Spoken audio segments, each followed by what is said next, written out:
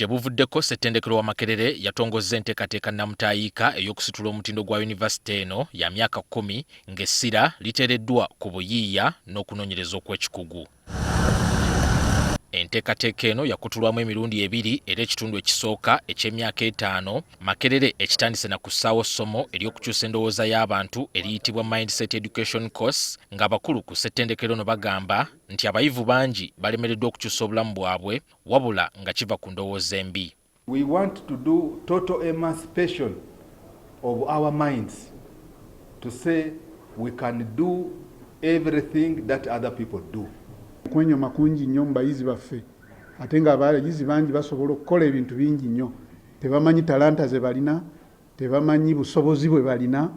Essomo lino lyakusomesebwa buli muyizi aneegatta ku Makerere. Ng'omuyizi asobola okugisoma ku mwaka oba ogusooka ogwokubiri ng'ejja kubeerako ne ku transcript ye naye nga ebeerako neraga ne grade z'aba afunye naye nga tegatta ku degree.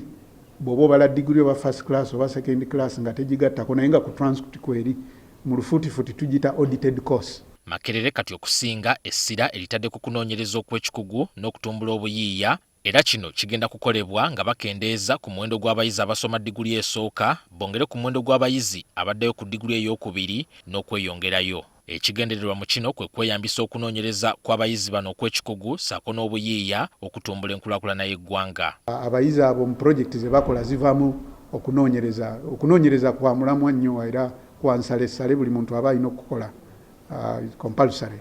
So kati ekyo kiyamba nti tujja kwongera ku kunoonyereza kwe tufuna ne university ejja kwongera okubeera ng'efuna ranking eya waggulu. So we are already working in some of our units with people from in Katwe. You have heard of the Katwe metal cluster. That is an initiative of Makerere University. That's why those people in the Katwe are now able to produce things like inverters and export to South Sudan.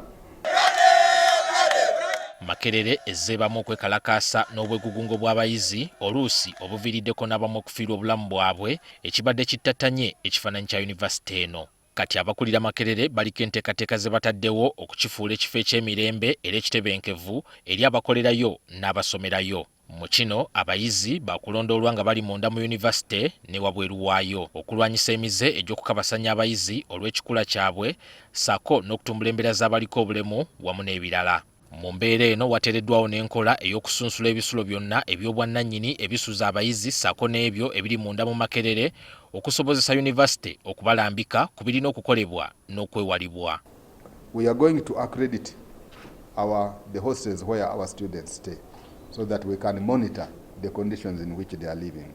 To say we cannot dictate where people must stay, but we shall advise the students that these are the accredited hostels. Kati ekirindiriddwa kwe kulaba engeri bino ebinokoddwayo gye bigenda okuteekebwa mu nkola ewatali kusika muguwa wakati wa Makerere n'abayizi. Aniwalukatamba, NTV, Akawungeezi.